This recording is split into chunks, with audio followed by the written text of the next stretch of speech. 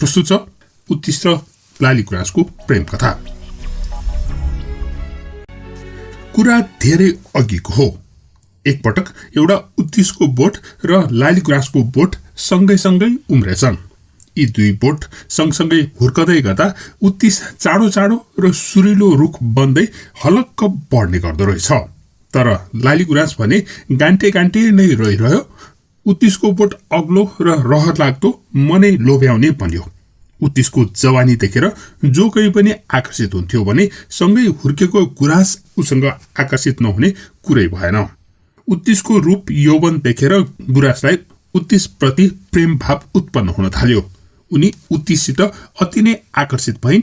तर सुरुमा भने गुराँसलाई प्रेमको भाव व्यक्त गर्न लाज लाग्यो। उनले उत्तिस प्रति प्रेमाभाव देखाएर संकेत गरिन्। तर उत्तिस भने आफैमा मग्न थियो।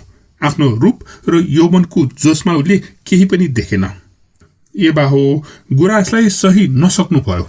छटपटी भयो। उनी त प्रेमाग्निमा जल्न पो थालिन्।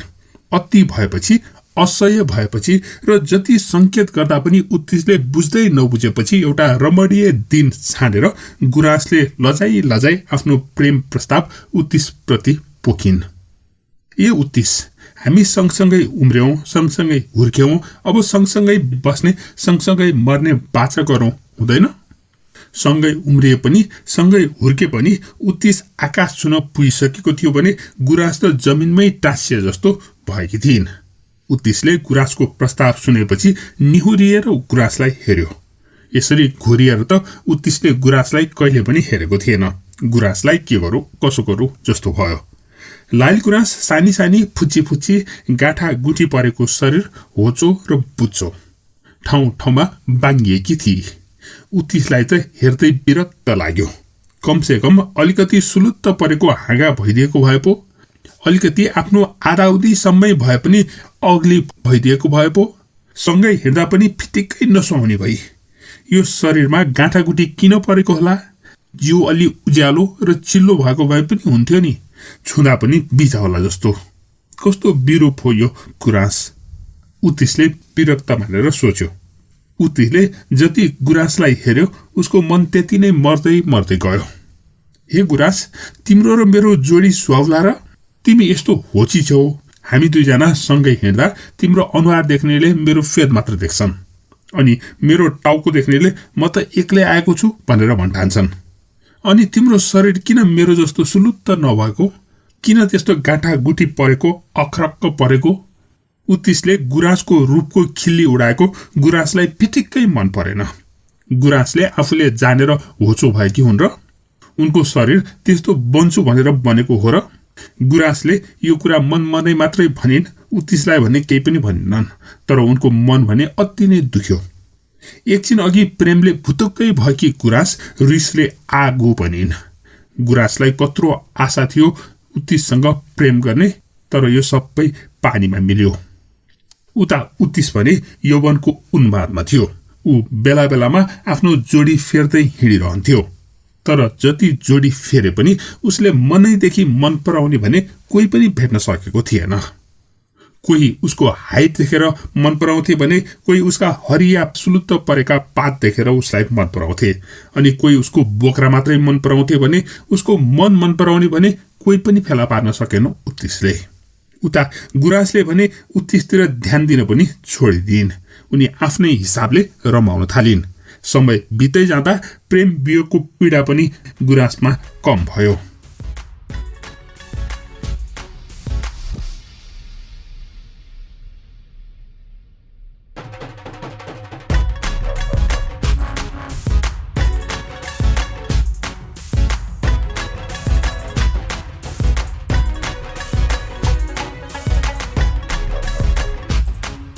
चिसो मौसम पनि गुराँसले सजिलै पार गर्यो अनि मौसम न्यानो हुन थाल्यो।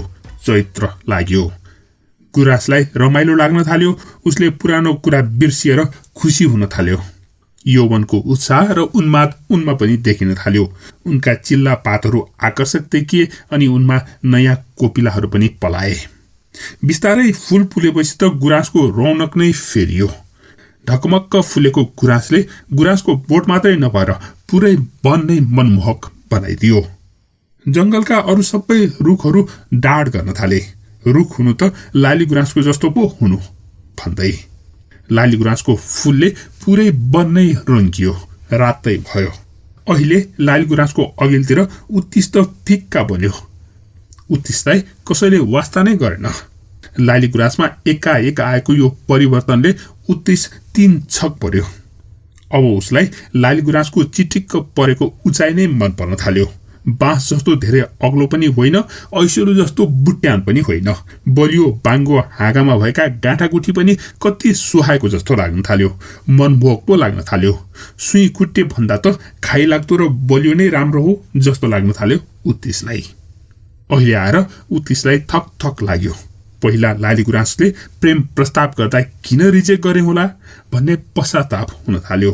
आफैले रिजेक्ट गर्ने अनि फेरि प्रस्ताव गर्न त जानु पनि भएन। आफैले थुकेको थुक चाट्नु पनि त भएन भन्दै उत्तिस चित्त बुझाएर बसिरहेको थियो। तर बस्दा उठ्दा जुन बेला पनि जता हेरे पनि जताततै रातै भएर फुलेको लाली गुराँसले उसको मनमा बेचैनी भरिदियो। असह्य भएपछि उसले जे त होला नि भन्दै अति नै आँट गरेर लाली गुराँससँग माफी मागेर प्रेम याचना गर्ने निश्चय गर्यो। यसरी ऊ लाली गुराँसको नजिक गयो। भर्खर बिहे गरेकी दुलै जस्तो गमक्क फुलेर बसेकी लाली गुराँसलाई उत्तिसले सरी लाली गुराँस भनेर भन्यो। उसले भन्यो, मैले ठुलो गल्ती गरेँ तिमीलाई रिजेक्ट गरेर। गुराँसले ल ल ठिक छ भनेर पन्छन खोजिन्। तर उत्तिसलाई भने झनै असह्य भयो। उसले बिन्ती भाउ गर्न थाल्यो, गुराँस सबै कुरा बिर्सेर अब हामी दुईजना बिहे गरेर रमाएर बसौँ न, हुँदैन? उत्तिसको कुरा सुनेर गुराँसले भनिन्, मैले त्यस्तो बिन्ती भाउ गर्दा त व्यवस्था गर्ने, अहिले चाहिँ बिहे गर्ने रे? गर्नु छैन मलाई बिहे सिहे कसैसँग। उत्तिस अति नै निराश भयो। त्यसो नभन न गुराँस, म बिन्ती गर्छु भन्दै उसले याचना गर्न थाल्यो। जति बिन्ती गर कि सिन्ती गर, मलाई मतलब छैन, मलाई चाहिँ डिस्टर्ब नगर भनेर गुराँस अर्कोतिर फर्केर बसिन्। सरी भनिहाले त, अब त माफ गर भनेर उता उत्तिसले माफी मागिने रहेको थियो। ल माफ भो, अब जाऊ तिमी भनेर गुराँसले हपार्दा उत्तिसको मन अमिलो भयो। ऊ त्यहीँ बसेर तुरुक्क आँसु झार्यो। हो, मलाई नाटक देखाउनु पर्दैन, यहाँबाट हिँडिहाल रिसाएर आँखा राता राता पार्दै गुराँसलाई गाली गर्न थालिन्। त्यसमाथि उसलाई धोकेबाज, ढुङ्गाको मुटु भएको भन्दै अनेक तरहले गाली गर्न थालिन्। गुराँसको गाली सहन नसकेर उत्तिसले भन्यो, हे गुराँस, मैले तिमीलाई पाउन सकिन भने म त यही भिरबाट हाम फालेर मरिदिन्छु भन्दै ऊ वाँ वाँ रुन थाल्यो। उत्तिसको यस्तो किचकिचले गुराँसलाई हुनसम्म रिस उठ्यो। गुराँसले रिसाउँदै जे गर्न मन लाग्छ गर, तर मलाई डिस्टर्ब नगर भनेर भनिन्। सँगै उम्रेर सँगै हुर्केको गुराँसले यस्तो व्यवस्था गरेको देखेर उत्तिसलाई साह्रै दुःख लाग्यो। उसले रुँदै बिन्ती गर्यो, तर गुराँसले व्यवस्था गरिने रहिन्। उत्तिसले रुँदै यति आँसु झार्यो कि त्यही आँसुले त्यस डाँडोमा पहिरो नै गयो। पहिरो जाने गरेर रुँदा पनि वास्ता नगरेकी गुराँसको प्रेम पीडामा आसक्त भएपछि उसले चिच्यायो, गुराँस, तिमीले मसँग बिहे नगर्ने नै हो? गुराँसले रिसाउँदै भनिन्, जे सुकै गर, म कुनै हालतमा पनि तिमीसँग बिहे गर्दिन।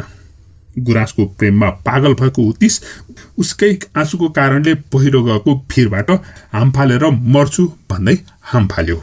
तर भिरमा हाम फालेको उत्तिस भिरको बीचमा नै गएर अड्किएर बचेछ। त्यसैले अहिले पनि गुराँस पहाडको टुप्पो टुप्पोतिर फुलिरहेको देखिन्छ भने उत्तिस चाहिँ भिरका खोल्सा अप्ठ्यारा ठाउँमा ठडिरहेका देखिन्छन्। यो थियो उत्तिस र लाली गुराँसको वियोगान्त प्रेम कथा। सुरु गरौँ सूर्य र पारिजातको प्रेम कथा। सत्ययुगको कुरा हो।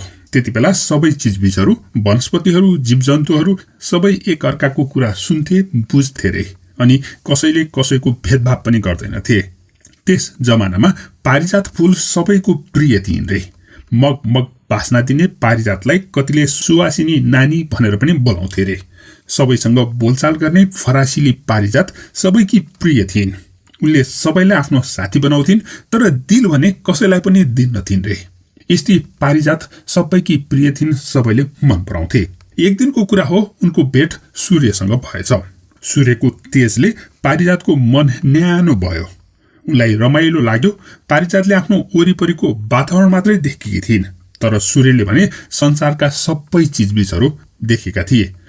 सूर्यले जे कुराको वर्णन गर्दा पनि पारिजातलाई अचम्म लाग्ने, अनौठो लाग्ने अनि रमाइलो लाग्ने गर्दथ्यो।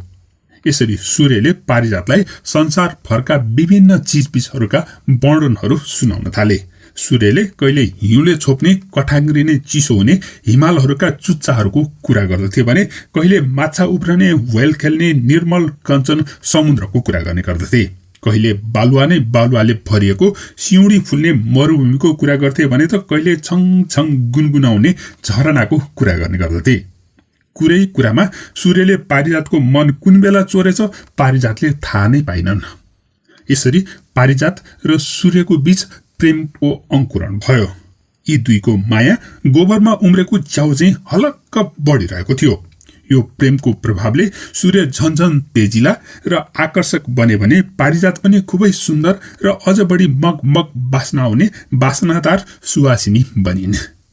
बिहानको पहिलो प्रहरमा आँखा खोल्दा सूर्य पर क्षितिजबाट झुल्किहाल्थे अनि दिनभर पारिजातलाई देश देशान्तरका कथा सुनाइरहन्थे। पारिजात उनको पारिलो घाममा रमाई कथा सुनिरहन्थिन्। यस्तैमा दिन बित्यो। पारिजात सपनामा पनि सूर्यलाई नै भेटेर कथा सुनिरहन्थिन्। सूर्य आफ्नो निरन्तर यात्रा भने तय गरि नै रहन्थे। रातभर विश्व भ्रमण गरेर फर्केका सूर्य भोलिपल्ट बिहानै नयाँ कथा, नयाँ किरण लिएर टुप्लुक्क आइपुग्थे। यसरी सूर्य पारिजातको आदत नै बनिसकेका थिए, जिन्दगी नै बनिसकेका थिए। यस्तो प्रेमिल सम्बन्ध थियो सूर्य र पारिजातको। एक दिनको कुरा हो, त्यस दिन सधैँ चाहिँ सूर्य बिहानै आइपुगेनन्। पारिजात अचम्मित भइन्। सूर्य अलि पर छन् भन्ने पारिजातलाई आभास मात्रै भयो। सूर्य भने देखिँदै देखिएनन्। सूर्य र पारिजातको बीचमा अरू केही आएको जस्तो भयो पारिजातलाई। दिन अलि अँधेरो अँधेरो भयो। तन अलि ओइलाए जस्तो भयो। पारिजातलाई बेचैनी भयो। दिन बादलले धुम्म ढाकेको थियो अनि पारिजातको मन पनि बादलले धुम्म ढाकेको जस्तै भयो। उनको मनको बहारलाई धुम्म ढाक्यो।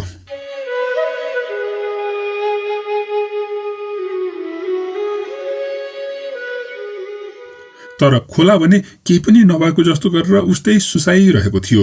चिबेचरा केही पनि नभएको जस्तो गरेर कराइरहेको थियो। भमरा उस्तै भुइँ गर्दै रसमा खोसाखोस गरिरहेका थिए। सब कुराहरू उस्तै भए पनि पारिजातलाई के नपुगेको जस्तो लागि नै रह्यो।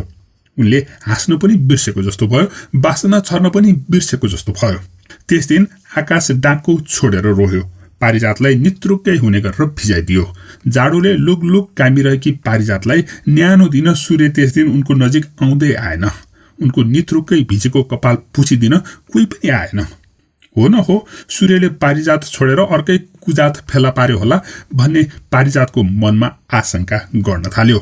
नत्र सधैँ बिहान टुप्लुक्क आउने सूर्य आजै किन हराउनु पर्थ्यो त? जुन दिन सबैभन्दा आवश्यक पर्यो त्यही दिन हराउने सूर्य के काम? आकाश जस्तै पारिजात पनि धुरु रोइरहिन्, तर सूर्यले थाहा पत्तो नै पाएनन्। त्यो दिन त्यस्तै भयो। पारिजातलाई रातभर निन्द्रा पनि लागेन। पिरले उनले मुस्कुराउन पनि बिर्सिछन्, बास्ना छर्न पनि बिर्सिछन्। भोलिपल्ट पनि मौसम सुध्रिएन, उस्तै रह्यो। दिन धुम्म भयो। पारिजातको मन उस्तै रुन्चे भइरह्यो। न्यानो कता हो कता हराए जस्तो भयो। चिसो भयो। उनले सोचिन् सूर्यको मन पक्कै पनि अरू कोही प्रति आसक्त भएको हुनुपर्छ। उनलाई सूर्य कता बादलसँग पो लहसिए कि भन्ने शंका लाग्यो। त घरि उनी नखरमौली चन्द्रमासित पो लागे कि भनेर पनि शंका गर्न थालिन्। अनि घरि उनले तारा पनि सूर्य भनेपछि हुरुक्कै भएको सम्झन थालिन्। तर जोसँग लागि पनि सूर्य भने आफ्नो नभएकोमा पारिजात बिस्तारै ढुक्क नै हुन थालिन्। प्रेम वियोगमा परेकी पारिजात थप लोलाइन्, थप दुखी भइन्, थप आँसु झारिन्।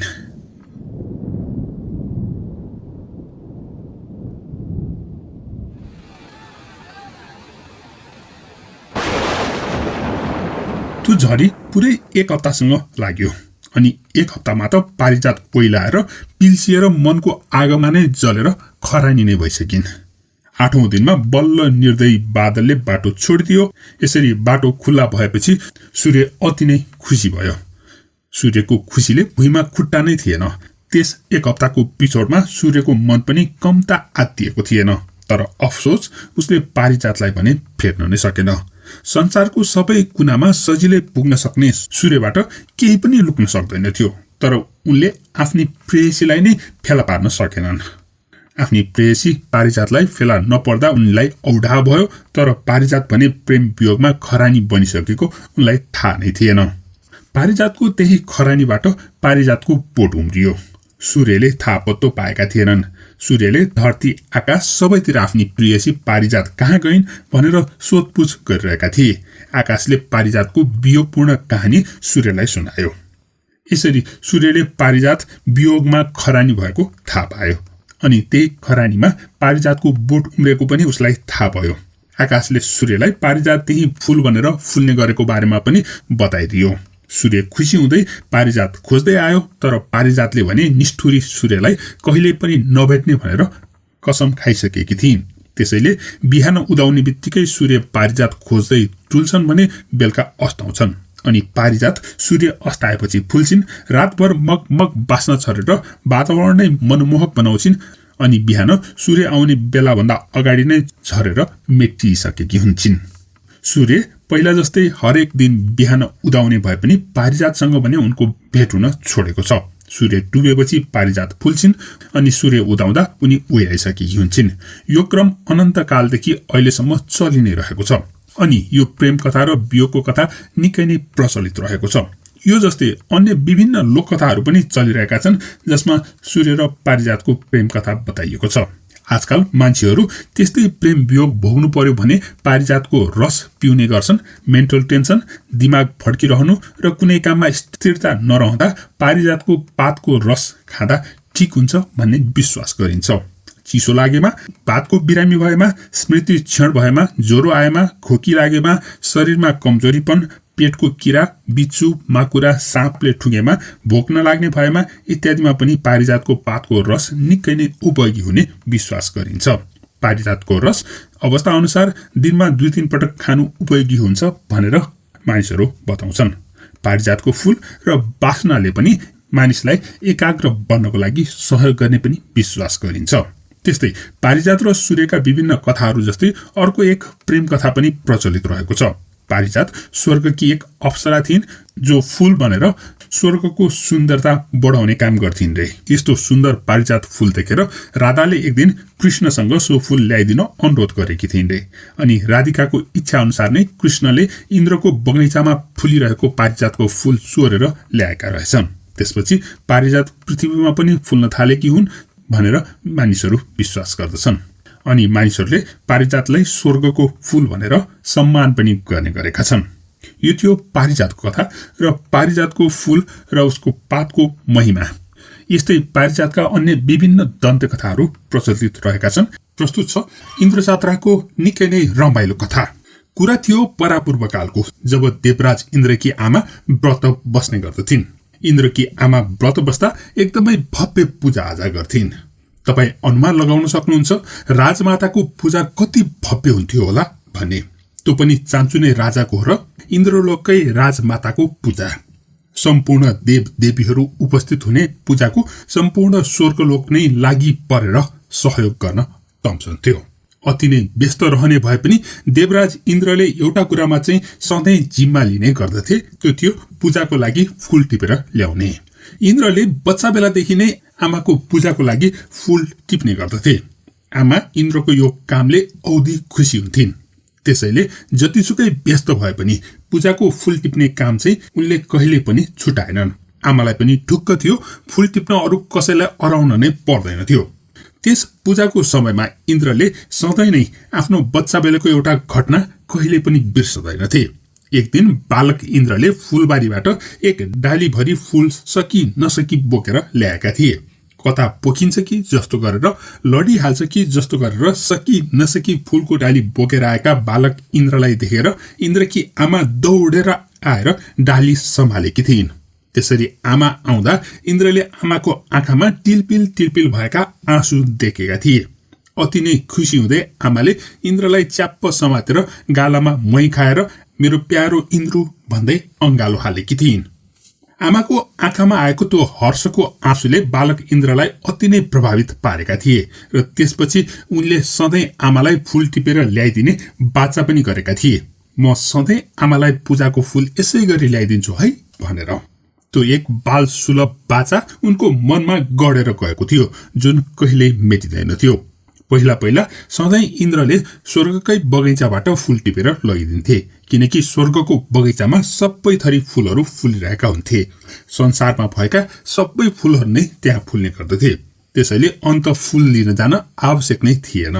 सधैँ इन्द्रले फूल टिपेर ल्याउँथे, आमा सधैँ नै उस्तै खुसी हुन्थिन् अनि उनलाई सो पूजा अति नै रमाइलो सधैँ नै लाग्ने गर्दथ्यो। जब इन्द्र ठूला भए, स्वर्गको राजा बने, त्यसपछि पनि उनले पूजाको बेलामा फूल टिप्न भने सधैँ नै समय निकाल्दथे अनि आमालाई बच्चा बेलामा जसरी नै खुसी बनाइ नै रहन्थे। एक दिन इन्द्र कहीँ बाहिर गएका थिए। रातको समय भइसकेको थियो। आमाको पूजाको समय हुनुभन्दा अघि उनी हतार हतार स्वर्गलोक फर्कँदै थिए। बाटोमा उनी काठमाडौँ उपत्यका माथि भएर जाँदै गर्दा तल अति नै मनमोहक पारिजातको फूल फुलिरहेको देखे। यस्तो राम्रोसँग फूल फुलिरहेको उनले कहिले पनि देखेका थिएनन्। त्यसैले यस्तो राम्रो फूल आमालाई पूजाको लागि लगाइदिने हो भने त आमा कति खुसी हुन्छन् होला भन्ने इन्द्रलाई लाग्यो र उनी आकाशबाट तल ओर्ले अनि मानिसको भेष लिएर पारिजातको फूल टिपेर उनले आफूसँगै ल्याएको डाली भर्न लागे। उनले पारिजातको फूल टिपेको त्यसै स्थानमा अहिले मरु टोलको बस्ती बसेको विश्वास गरिन्छ। एक अन्जान मानिसले धमाधम पारिजातको फूल टिपिरहेको देखेर मानिसहरू तीन छक परे। काठमाडौँवासीहरूले त्यस व्यक्तिलाई त्यसरी फूल किन चोरेको भनेर प्रश्न पनि गरे, तर इन्द्रले पनि आखिर म त स्वर्गको राजा पो हुँ त भन्ने सोचेर ती मान्छे कराइरहन्, मलाई के मतलब, म फूल टिपिरहन्छु भनेर फूल टिपिने रहे। खासमा उनले आफू मानिस भेषमा आएको पनि बिर्सेका रहेछन् र चुपचाप फूल टिपिरहेका थिए। काठमाडौँवासीहरूले डाली भरिभरि त्यसरी पारिजातको फूल चोर्ने त्यस चोरलाई त्यत्तिकै छोड्नु हुन्न भनेर डोरी ल्याएर जबरजस्ती पाता कसेर इन्द्रलाई त्यही लडाए। त्यसताका काठमाडौँमा तान्त्रिकहरू अति नै शक्तिशाली पनि थिए। होला धेरै भएपछि तान्त्रिकहरू पनि त्यहाँ आएर उनलाई तन्त्र मन्त्रको बलले पनि बाँधिदिए। यसरी इन्द्रलाई पासोमा बाँधेर राखेपछि इन्द्र फुत्केर भाग्न त खोजे, तर मरिगए फुत्कन सकेनन्। आखिर तान्त्रिकहरूको बलको अगाडि उनको बल केही पनि लागेन। कस्तो अचम्म भयो भनेर अति नै चिन्तित भएका इन्द्रलाई मानिसहरूले डोरीले बाँधेर पाता कसेर बीच सडकमा घिसार्दै जात्रा गर्न थाले। त्यस समयमा इन्द्रलाई आफ्नो मात्रै नभएर आफ्नी आमाको पनि चिन्ता लागिरहेको थियो। अर्कोतिर उता स्वर्गलोकमा इन्द्रकी आमाले पनि इन्द्र अहिलेसम्म किन फूल लिएर आएनन् भनेर चिन्तित हुन थालेकी थिइन्। इन्द्रकी आमा इन्द्र कहाँ गए भनेर ध्यान दृष्टिले इन्द्रलाई खोज्न थालिन्, तर तान्त्रिकहरूको जालमा परेका इन्द्र कहाँ छन् भन्ने उनकी आमालाई थाहा पत्तो नै भएन। इन्द्रकी आमा अचम्म मान्दै सोच्न थालिन्, यस्तो त कहिले पनि भएको थिएन। इन्द्रमाथि पक्कै पनि कुनै अनिष्ट भएको हुनुपर्छ। धेरै बेरसम्म प्रयास गर्दा पनि इन्द्रकी आमाले इन्द्र कहाँ छन् भन्ने कुरा पत्तो लगाउन नसकेपछि उनले इन्द्रको पत्तो लगाउने अर्को उपाय सोचिन्। उनले इन्द्रको सट्टा इन्द्रको वाहन कता छन् त भनेर खोज्न थालिन्। इन्द्रकी आमाले इन्द्रको वाहन ऐरावत हात्ती काठमाडौँमा रहेको पत्ता लगाइन् अनि तुरुन्तै त्यस स्थानमा पुगिन्। ऐरावत हात्तीले विनम्रतापूर्वक इन्द्रकी आमालाई प्रणाम गर्यो। इन्द्रकी आमाले उनलाई सोधिन्, ए ऐरावत हात्ती, इन्द्र खै त? हात्तीले भन्यो, फूल टिप्छु भनेर जानुभएको छ। आमाले सोधिन्, कुन बेला गएको त? हात्तीले भन्यो, गएको त धेरै नै बेर भयो, तर मलाई यहाँबाट कहीँ पनि नगई कुरेर बसिरहनु भनेर भन्नुभएको हुनाले म यहीँ कुरेर बसिरहेको छु। इन्द्रकी आमाले भनिन्, इन्द्रलाई कुनै ठुलै सङ्कट आइपर्यो जस्तो छ। यस्तो सुन्ने बित्तिकै हात्ती आत्तियो। अब म के गरौँ? हात्तीले प्रश्न गर्यो। इन्द्रकी आमाले भनिन्, तिमी पूर्वतिर गएर खोज, म पश्चिमतिर गएर खोज्छु। यसरी हात्ती आत्तिएर जे भेटिन्छ सबैलाई कुल्चिँदै उफ्रिँदै दौडियो।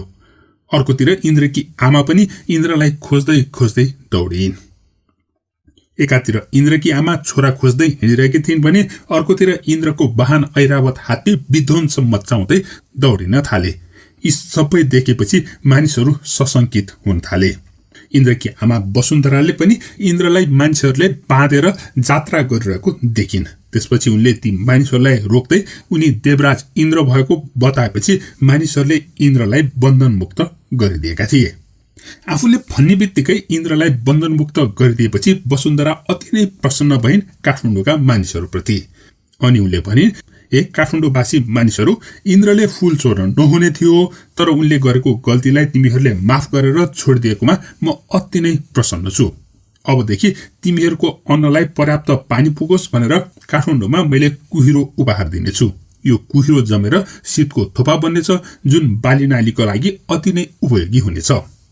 यति भनेर इन्द्रकी आमाले इन्द्र र उनको वाहन ऐरावत हात्तीलाई लिएर इन्द्रलोक प्रस्थान गरिन्।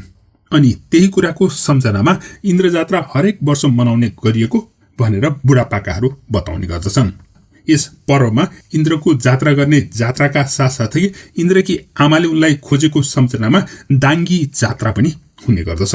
त्यस्तै हात्तीले इन्द्रलाई खोज्दै गल्ली गल्ली चाहरेको सम्झनामा देवताका राजा इन्द्रको वाहन ऐरावत हात्तीको प्रतीकका रूपमा पुलुकिसी नाच देखाउने पनि गरिन्छ। यस्तै उपत्यकामा इन्द्रकी आमाले उपहार दिएको कुहिरोले गर्दा नै धानबाली समयमा पाक्ने भयो भन्ने पनि कथन रहेको छ। सुन्नेलाई सुनको माला, भन्नेलाई फूलको माला। यो कथा वैकुण्ठ जाला भन्ने बेलामा तुरुन्त आइजाला। यो कथा तपाईँलाई कस्तो लाग्यो कृपया कमेन्ट गर्नुहोला। धन्यवाद।